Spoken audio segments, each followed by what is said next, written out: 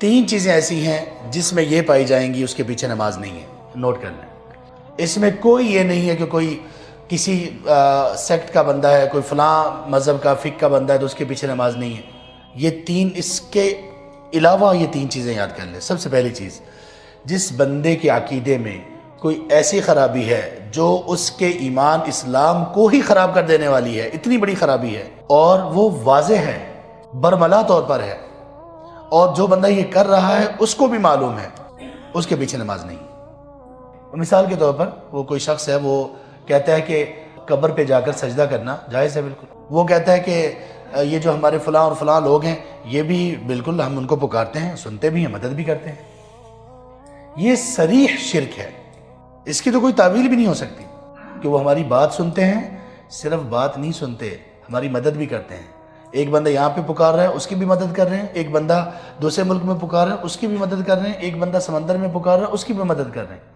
اگر کسی کے بارے میں یہ پتہ چل گیا ایسا وہ ہے، اس کے پیچھے نماز نہیں ہے، کیسے نماز پڑھ سکتے ہیں اس کے پیچھے؟ اور اگر نہیں پتا تو قریدنے کی ضرورت نہیں ہے۔ کچھ لوگ ایسے ہوتے ہیں کہتے ہیں میں ذرا عقیدہ چیک کروں۔ بھئی یہ عقیدہ ہے، ٹیمپریچر نہیں ہے، اس کو چھوڑ دیں۔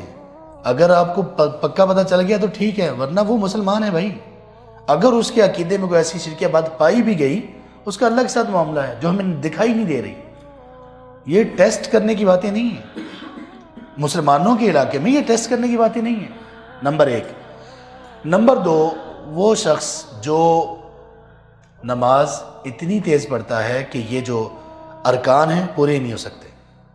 ہم نے کہا تھا کہ رکوع میں جانا، برابر ہونا، اطمینان، یہ رکن ہے۔ رکوع سے سیدھا کھڑا ہونا یہ رکن ہے۔ آپ کسی ایسے امام کے پیچھے نماز میں آ گئے ہیں جس کی سپیڈ ہی اتنی زیادہ ہے، تو جو شخص تیز نماز پڑھ رہا ہے اس کے پیچھے نماز ہی نہیں، وہ کسی بھی فرقے سے تعلق رکھتا ہو، تیسری چیز، اس شخص کے پیچھے بھی نماز نہیں ہوتی جس بندے کو قرآن کریم صحیح نہیں پڑھنا آتا اور وہ قرآن پڑھتے ہوئے ایسی غلطیاں کرتا ہے جس سے معانی چینج ہو جاتے ہیں، جس کو اصطلاح میں لحن جلی کہتے ہیں۔